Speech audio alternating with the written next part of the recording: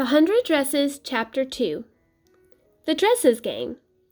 After Peggy and Maddie stopped feeling like intruders in a class that had already begun, they looked across the room and noticed that Wanda was not in her seat. Furthermore, her desk was dusty and looked as though she hadn't been there yesterday either. Come to think of it, they hadn't seen her yesterday. They had waited for her a little while, but had forgotten about her when they reached school. They often waited for Wanda Chptr2 to have fun with her. Wanda lived way up on Boggins Heights, and Boggins Heights was no place to live.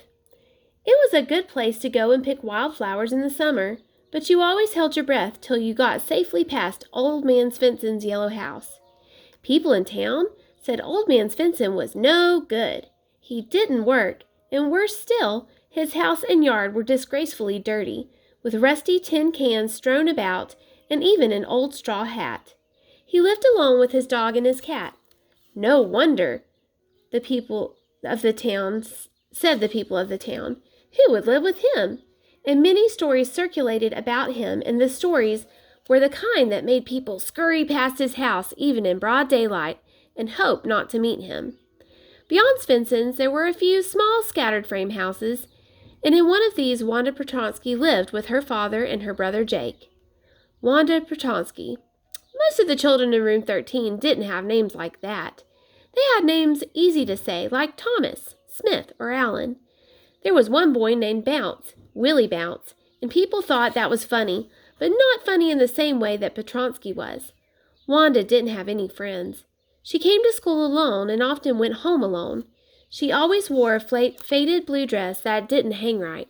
It was clean, but it looked as though it had never been ironed properly. She didn't have any friends, but a lot of girls talked to her. They waited for her under the maple trees on the corner of Oliver Street. Or they surrounded her in the school play yard as she stood watching some little girls play hopscotch on the worn, hard ground. "Wanda," Peggy would say in the most courteous manner, as though she were talking to Miss Mason or the principal perhaps. "Wanda," she'd say, giving one of her friends a nudge, "tell us, how many dresses did you say you had hanging up in your closet?" 100, said Wanda. 100, exclaimed all the girls incredulously. And the little girls would stop playing hopscotch and listen. "Yep, 100 all lined up," said Wanda. Then her thin lips drew together in silence. "What are they like? All silk, I bet," said Peggy. "Yeah, all silk, all colors. Velvet, too?" "Yeah, velvet, too. 100 dresses," repeated Wanda stolidly, "all lined up in my closet." Then they let her go, and then before she'd gone very far, they couldn't help bursting into shrieks and peals of laughter. 100 dresses! Obviously, the only dress Wanda had was the blue one she wore every day. So what did she say she had 100 for? What a story! And the girls laughed derisively, while Wanda moved over to the sunny place by the ivy-colored brick wall of the school building, where she usually stood and waited for the bell to ring. But if the girls had met her at the corner of Oliver Street, they'd carry her along with them for a way, stopping every few feet for more incredulous questions. And it wasn't always dresses they talked about. Sometimes it was hats or coats or even shoes. "How many shoes did you say you had?" 60. 60 pairs or 60 shoes. 60 pairs, all lined up in my closet. "Yesterday you said 50. Well, now I got 60. Cries of exaggerated politeness greeted this. "All alike?" said the girls. "Oh, no, every pair is different. All colors, all lined up." And Wanda would shift her eyes quickly from Peggy to a distant spot, as though she were looking far ahead, looking but not seeing anything.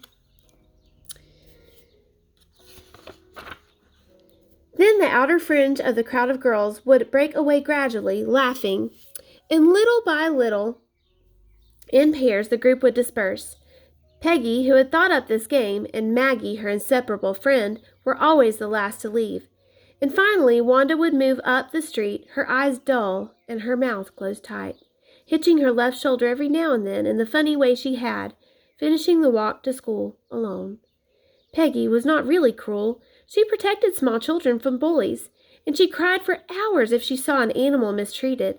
If anybody had said to her, "Don't you think it is a cruel way to treat Wanda?" she would have been very surprised. Cruel? What did the girl want? What did the girl want to go and say she had 100 dresses for? Anybody could tell that lie. Why did she want to lie? And she wasn't just an ordinary person, else why would she have a name like that? Anyway, they never made her cry. As for Maddie, this business of asking Wanda every day how many dresses and how many hats and how many this and that she had was bothering her. Maddie was poor herself. She usually wore somebody's hand-me-down clothes. Thank goodness she didn't live up on Boggin's Heights or have a funny name, and her forehead didn't shine the way Wanda's did. What'd she use on it? Sapolio? That's what all the girls wanted to know. Sometimes when Peggy was asking Wanda those questions in that mock polite voice, Maddie felt embarrassed, and she studied the marbles in the palm of her hand, rolling them around and saying nothing herself. Not that she felt sorry for Wanda exactly. She would never have paid any attention to Wanda if Peggy hadn't invented the dresses game. But suppose Peggy and all the others started in on her next. She wasn't as poor as Wanda, perhaps, but she was poor. Of course, she would have more sense than to say 100 dresses. Still, she would not like them to begin on her. Not at all. Oh, dear, she did wish Peggy would stop teasing Wanda Pertonsky.